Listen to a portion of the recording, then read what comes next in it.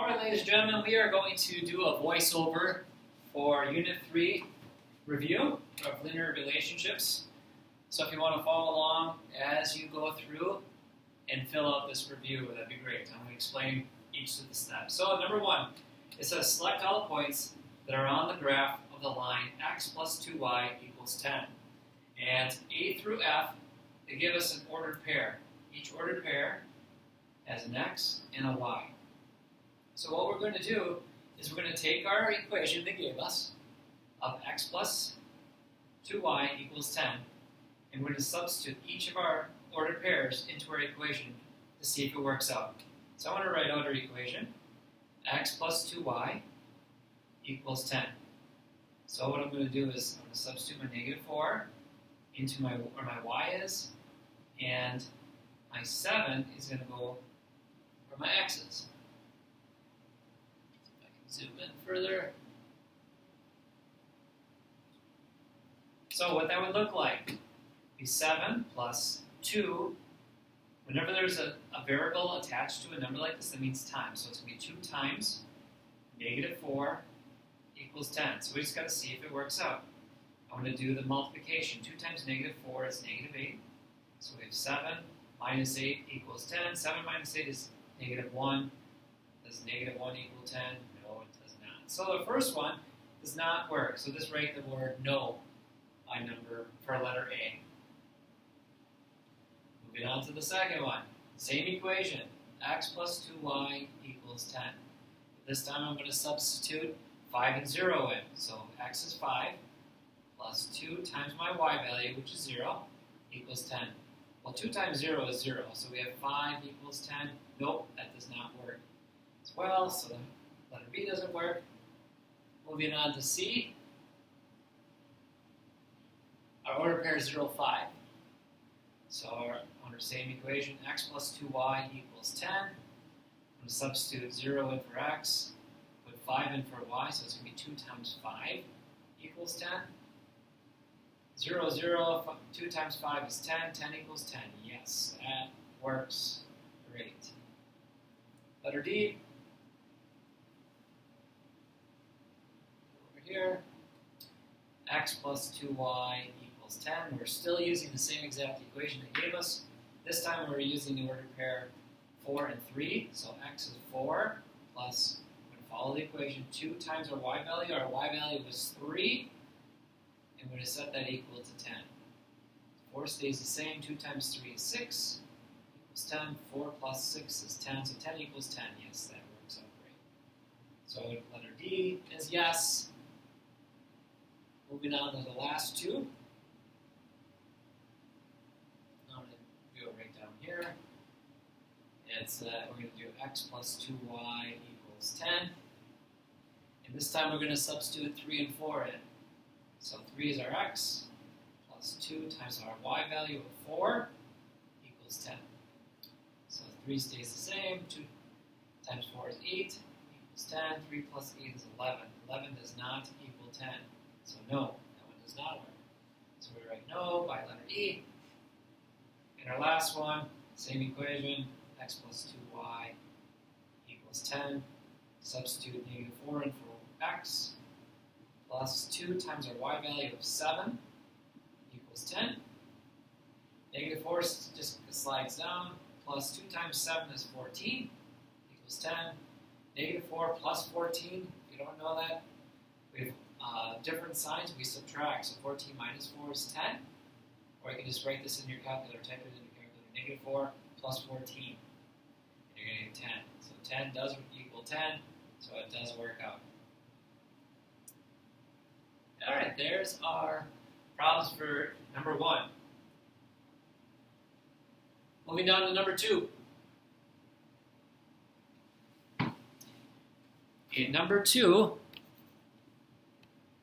we are asked, it says draw the following lines and then write an equation for each. All right, the things that we need to include in this. So before we do any of these, I want to review a little bit. So let's talk about slope.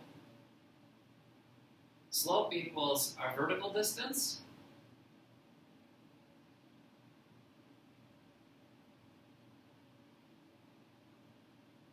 over our horizontal distance.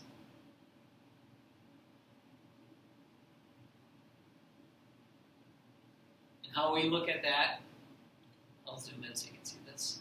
How we think of that is y, the change in y. This little triangle means change over the change in x. It means the same thing.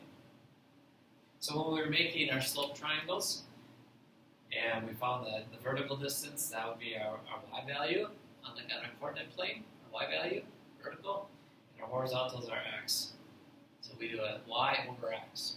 Another thing that we need to remember is what our y-intercept is.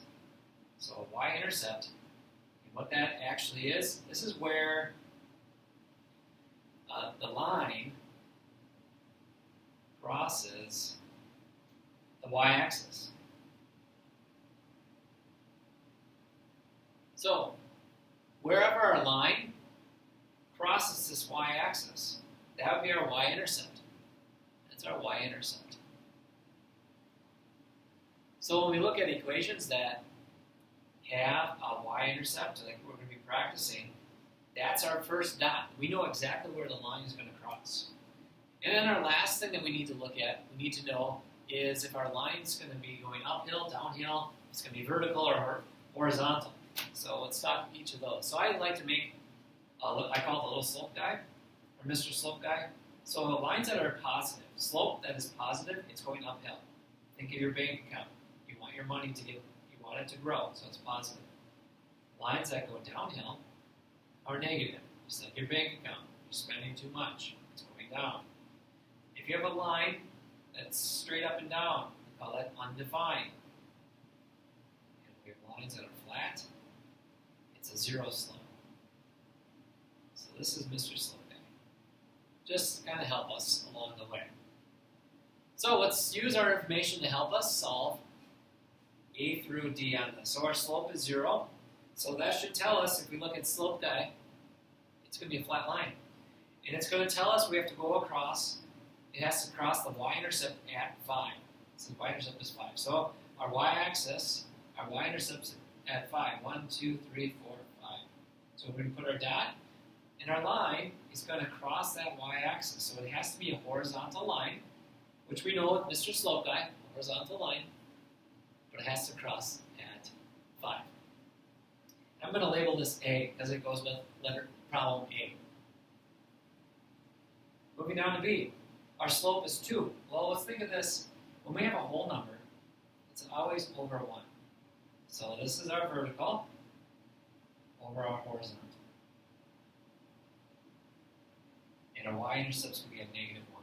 So that means on our grid, we're going to find our y-intercept first. It's at negative 1. Here's our origin.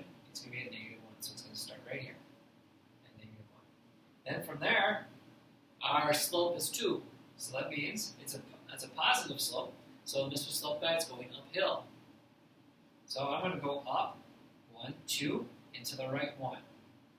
Up 2, over 1, up 2, and you can keep going if you'd like. Or you can go back from where you started at the y-intercept and go down 2 and left 1. As long as your line overall is going uphill. Either direction is fine, but our line is definitely going uphill on this. And I want to label that B, right down there.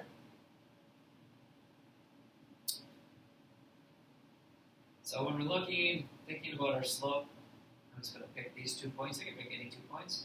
Our vertical distance is 1, 2, and our horizontal distance is 1. So we just followed exactly what our slope is, 2 over 1. Next one, our slope is negative 2. So it's still going to be 2 over 1, but it's going to be negative. So we look at Mr. Slope Guy, it's going the opposite direction. It's going to be going downhill. And it says our y-intercept is at positive 1. So we go on our y-axis, and we're going to find it at 1. So at 1, we are going to go down 1 into the right 1. I'm sorry, down 2 into the right 1. Down 2 to the right 1, down 2 to the right 1, down 2 to the right 1, down 2 down to the right 1. Or I can go up 2 and to the left 1. As long as our line line is going downhill, that shows a negative slope. And it's going to cross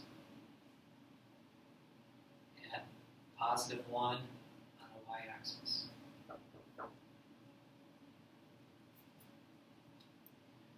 So that, and we're going to label that C.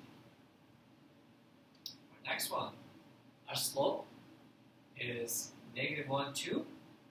So think of this as our vertical over our horizontal. And then our y-intercept's negative 1. So that means we're going to start at negative 1, which we already have a point from a prior problem, not a big deal. And our slope is going to be going downhill as it's negative. And it tells us we can go down 1 and to the right 2. So down 1 to the right 2. Down 1 to the right 2. Down 1 to the right 2. Or you can start back at your negative 1 for your y-intercept and go up 1 and to the left 2. This as long as our slope is going downhill overall. So each of these points has a rise of 1 and a run of 2, or a vertical distance of 1 and a horizontal distance of 2. So I'm going to draw our line.